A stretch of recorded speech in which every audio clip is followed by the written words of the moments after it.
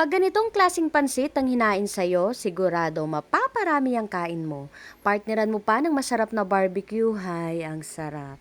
Gusto mo rin ba? Tara, luto tayo. Yung barbecue pala na yan ay niluto ko sa electric barbecue machine na nabili ko last time. Pinadali talaga nito yung trabaho ko at walang kahirap-hirap mag-ihaw. So habang nag-iihaw nga ng ating masarap na barbecue, maghiwa naman na tayo dito ng sibuyas para sa ating masarap na pansit. Then may dala palang repolyo yung tatay ko galing sa tanim niya sa Tanay. Ayan, hiwain na rin natin ito. Sa pagluluto po ng pansit, nasa sa inyo na po kung ano-anong mga klaseng gulay ang gusto ninyong ilagay.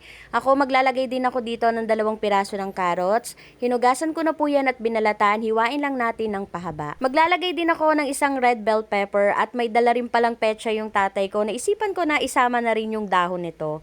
Hiwain lang natin ng maliliit. Habang hinahanda ko nga itong mga gulay na ilalagay natin sa ating pansit, nagluto na rin pala ako ng crispy pork dito sa aking air fryer. Isa ito sa gagawin kong panahog dito sa aking niluluto. Next, sa isang kawali, maglagay tayo ng mantika at margarine. Then magisa na tayo dito ng bawang at sibuyas. At once na nag-aroma na itong ating ginigisa, maglagay na tayo dito ng atay ng manok. Nakakatawa lang itong atay ng manok na binili ko ay halos puro puso na lang ng manok. Kinuha na nila lahat ng atay kaya ayan na lang yung nabili ko. Niluto ko lang pala ng mga 4 na minuto yung atay ng manok, then nilagay ko na rin yung mga gulay. Nilagyan ko na rin ito ng mga pampalasa, paminta o oyster sauce at konting seasoning. Takpan natin ito ng mga 4 na minuto, then ilagay na rin natin yung red bell pepper. Haluin lang natin ito at ahunin na rin yung mga gulay para maiwasang ma-overcook. Same pan, ilagay na natin yung pinaglagaan kanina ng baboy. Maganda kasi itong gamitin na panluto sa pansit. Lagyan na rin natin ito ng mga pampalasa, toyo, chicken cube, seasoning, asukal at oyster sauce.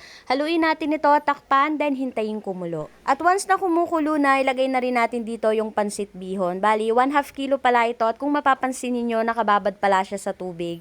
Mas maganda kasing lutuin yung pansit bihon pag naibabad sa tubig, mas madali na siyang maluto. Bali, tinakpan ko lang pala uli ito hanggang sa kumulo. Then nung kumulo na, ayan, hinalo ko na lang ng hinalo. At napansin ko nga na medyo maputla pa itong aking pansit kaya nagdagdag pa uli ako ng toyo. At nung napansin ko nga na naghiwalay-hiwalay na yung bihon, ilalagay ko na dito yung gulay na niluto ko kanina.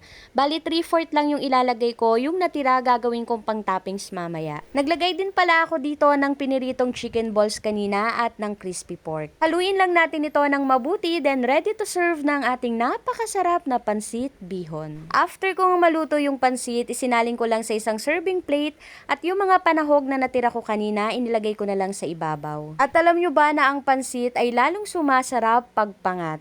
Pangalawang init, pangatlong init, basta lalo talaga tong sumasarap. Bali, ito pala ay kinabukasan na, ginawa ko siyang breakfast at ayan, ang sarap-sarap ipalaman sa tinapay as in. At ang pansit talaga ay isa sa mga paborito kong pagkain, kaya kahit paulit-ulit, hindi ako nagsasawa. Gusto mo rin ba? Tara, kain tayo.